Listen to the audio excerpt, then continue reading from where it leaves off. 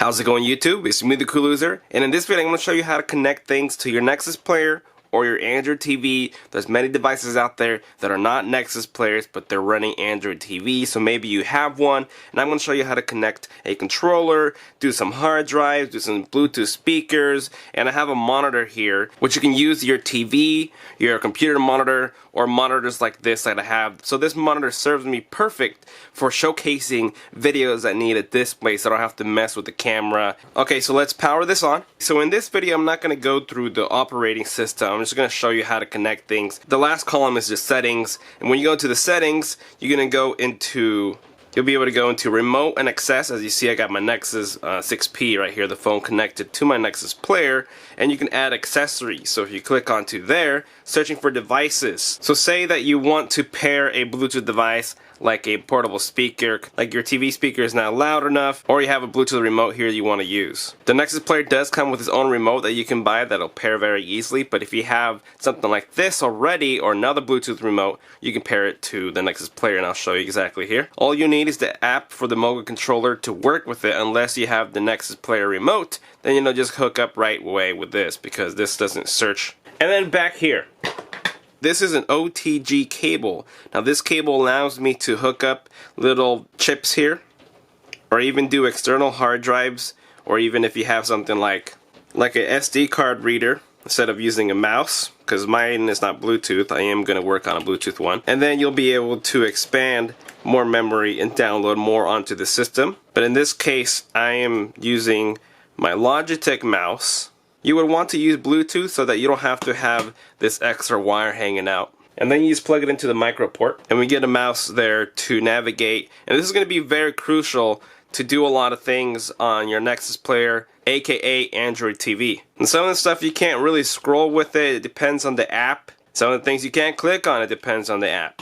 So you'll have to navigate with both the controls. But it just doesn't stop there. You could also use a keyboard. So you can totally make this into a computer-like system. Now I'm going to dedicate number 3 here. This keyboard does 3 presets. One for my computer, for my phone or tablet, whatever I want to pair it to. In this case, the Nexus Player. And I'm going to go back up to add accessory. There we go, Logitech. Click on it. The mouse is acting like your touch finger. So obviously we can't touch the screen. The Nexus Player is not meant, can't touch it at all. So the mouse is your finger touching your screen, so that's why it's good to have it. So now I have to type in the code right there, press enter, and now we're paired. Now I can navigate with my keyboard, press home, and look at that. We can use your whole entire keyboard as your remote control as well. You can click the type. On the typing, we got the keyboard bring it up, or we can do here. We put subscribe.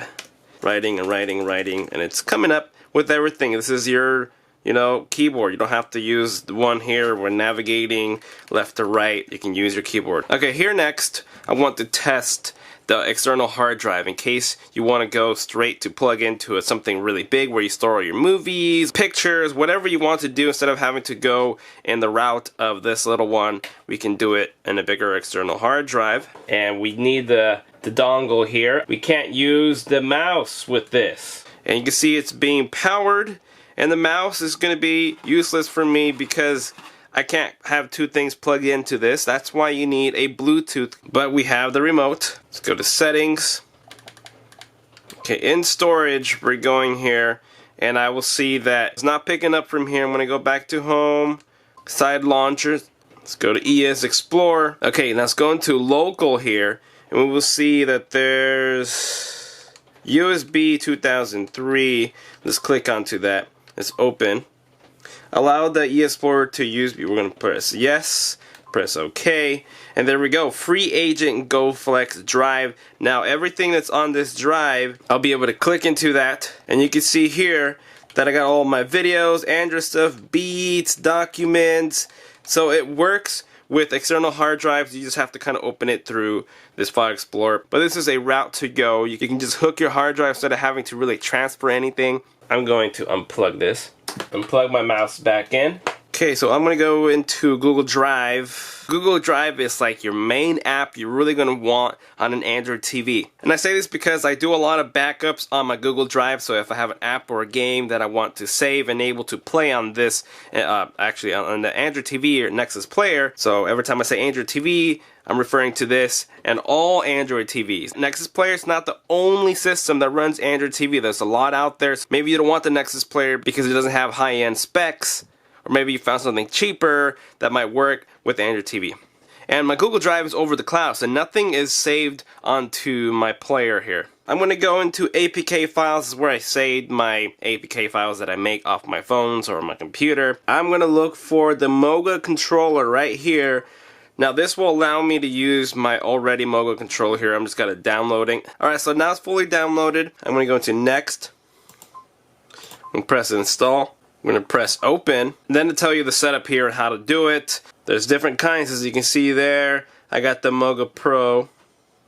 As you see, you can't download this app onto your Android TV. You have to do it in this type of sideload in order for it to work. So now I can go down and use the Moga Controller. So let's go home and check out the settings. Moga Pro, Nexus Remote, Logitech, Nexus 6P. So I already have more devices hooked up here now. Once you start downloading applications that are not supposed to be on the Android TV, you won't see them here. So you'll have to download Side Launcher. And Side Launcher will have the apps here. So I've gone through these devices, and of course my monitor here has a tiny little speaker, and if I don't want to connect everything wired, then I can do Bluetooth connection through this. And if it doesn't want to pair with a speaker, then you can just use your TV or monitor speakers, or have the cable to plug in the headphones into your monitor, because this doesn't have it. That's if you want to enhance the sound to be next to you or whatever. This is not a necessary part. When you're connecting your devices the first time, you might want to restart your Nexus Player, as in unplug it and turn it back on, so that you can get everything working. As you can see here, I'm navigating with the Moga Controller. Let's go to Bandland and show you how to play a game here. This is just a single tapping game. You don't really need to go up and down navigating with this. You can just click onto any button basically for this game, and you can fly your way, you know, through the game. Or you can just click on the single button here, which is basically the same. This one you can actually download without having to sideload a lot of things. I'm showing you ways on how to get apps and movies and certain things to work on your Nexus Player that don't have to be done. That's just if you want to do it this way. So that's this game. I'm going to press home here. And there you guys have it. This is how you pair Bluetooth devices, or you know, you work with non-Bluetooth devices with a dongle here, so you can connect things with your Nexus Player. As you can see, is working. This is a $50 system, and you can already see all the things you can do. This has a built-in Chromecast, so if you've been looking to get a Chromecast, because it's around $35, this is $50, $15 more, you get a Nexus Player. Normally $100, but if you can get it for $50, then that's even a better deal. But it still could be worth it for the $100. I have a lot more videos that I'll be working on, showing you what you can do on a Nexus Player. And again, you don't have to have this player. Just an Android TV is the same concept.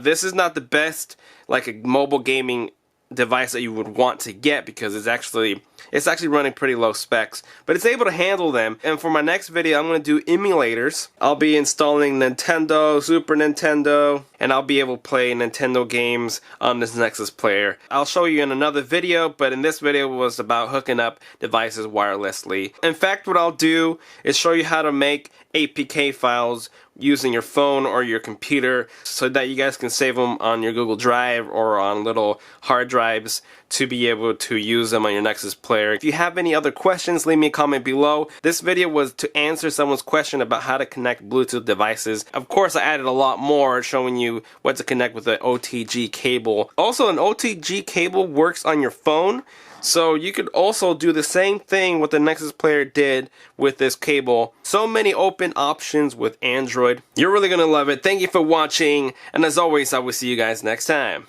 Later.